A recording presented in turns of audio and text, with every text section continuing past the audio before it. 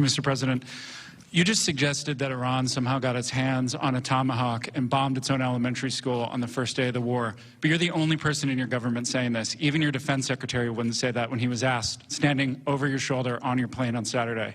Why are you the only person saying this? Because I just don't know enough about it. I think it's something that I was told is under investigation. But Tomahawks are used by others, as you know. Numerous other nations have Tomahawks. They buy them from us. But I will certainly, whatever the report shows, I'm willing to live with that report. Yeah, please. You said earlier that we've already won in many ways, but we haven't won enough. What do you consider enough? What's your baseline? Where they're not going to be starting the following day to develop a nuclear weapon. Where they'll look at that man and some other people from the administration and say, all right, we're not going to do it. They were not willing to say that. And when Steve called up and he said that to me, I said, well, here we go. Let's do it the hard way. But the hard way, I think, is probably the easy way. When basically I can see that they will no longer have any capacity whatsoever for a very long period of time of developing weaponry that could be used against the United States, Israel, or any of our allies. We have great allies in the Middle East, great countries that are allies.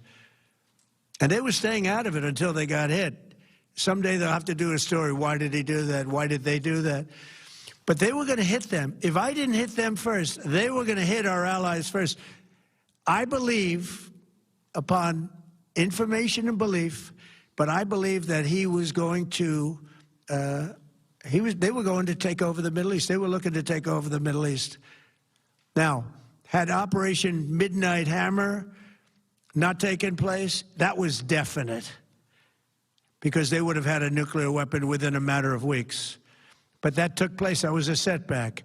But look at the number of missiles they were able to buy and make over the last 6 months. And those missiles were aimed at various countries. And when you look at over 1,000 missiles shot at, like, UAE, they were looking to take over the Middle East. We got there first. We're lucky. I'll tell you what, the Middle East and those countries, very rich countries, are very lucky that I was president instead of somebody else. Mr. President, are there any points of disagreement between yourself and your vice president when it comes to U.S. action in Iran? I don't think so, no. No, we get along very well on this. He was, I would say, philosophically a little bit different than me. I think he was maybe less enthusiastic about going, but he was quite enthusiastic. But I felt it was something we had to do. I didn't feel we had a choice. If we didn't do it, they would have done it to us. I felt, based on the negotiations that were being had by Steve Witkoff and Jared Kushner and Marco and Pete, and everybody was involved, I felt that they were looking to tap us along before they hit, and I thought they were going to hit. And if they hit us first, that would have been a very bad thing. In the back, please, in the back. Sir, you said you're considering seizing the Strait of Hormuz. Is there a timeline for that? About the Strait, you mean? Yeah, well, I want to keep it open. I want to keep it good. You know, it doesn't pertain to us so much as it does to China. We're really helping China here and other countries because they get a lot of their energy from the Straits.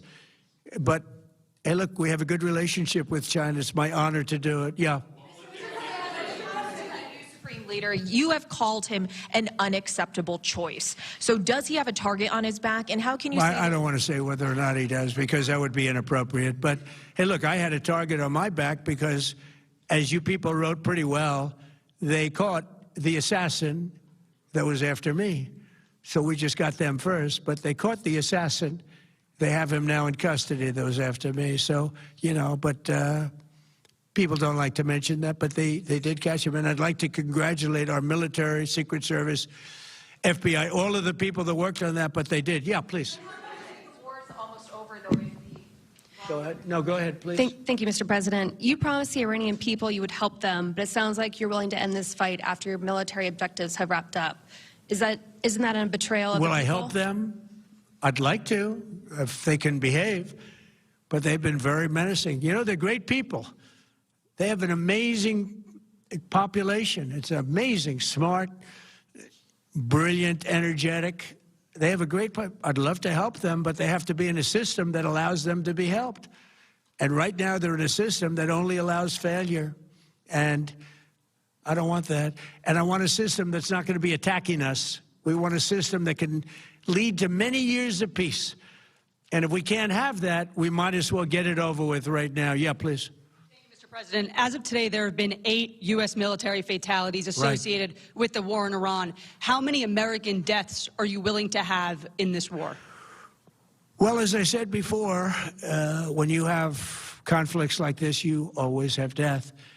And I was at Dover yesterday. I met the parents, and they were unbelievable people. They were unbelievable people, but they all had one thing in common. They said to me one thing, every single one: finish the job, sir. Please finish the job. And I'll leave you at that. Thank you very much, everybody.